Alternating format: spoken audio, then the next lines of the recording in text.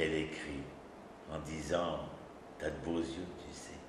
Et on imagine ce que Sarah aurait pu répondre. 50 ans après, à tel point qu'il reconnaît Sarah et ce qu'elle représente, c'est qu'il va dire à Pharaon qu'elle est sa sœur et non pas sa femme. Ce que les sages interrogeront, pour quelle raison craignais-tu de dire à Pharaon qu'elle était ta femme, et lui de dire, moi l'hébreu, je veux essayer d'enseigner à l'empire égyptien, c'est-à-dire à cette stature étatique qui règne sur le monde d'antan, qui sommes-nous? Et il dit à Pharaon, vous, Pharaon, vous avez l'habitude de prendre vos sœurs pour les rendre vos femmes. Nous, chez nous, on a l'habitude de prendre des femmes pour les rendre nos sœurs. Vaïou les bassar echad, et ils ne seront qu'une seule chair. Je ne sais pas si vous imaginez quel patrimoine nous transportons et nous transmettons.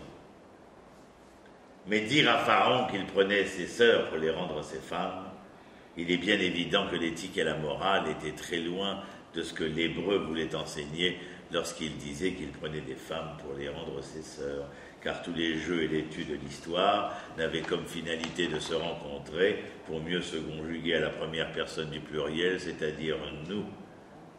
Ou en rentrant chez le médecin, si ma femme avait mal, ce n'est pas elle qui s'exprimait, mais peut-être moi en disant « Nous avons mal à la jambe, car de t'aimer me permet de souffrir ta souffrance et de me réjouir de tes joies. » C'est l'abrahamique, c'est l'hébreu. C'est l'image divine sur le visage humain. Je n'ai pas besoin d'être autrui pour être moi. Essentiellement, d'ailleurs, même les psychologues s'accordent à dire qu'il vaut mieux être soi qu'autrui. C'est pas trop compliqué comme explication. Et pourtant, vous vous rendez compte que la majorité des homo sapiens se fourvoient dans les mauvais chemins les plus épineux et les plus broussailleux de ce qui n'est pas eux. C'est la raison d'ailleurs pour laquelle nous sommes tellement emplis de problèmes, de vicissitudes et de velléités de l'existence.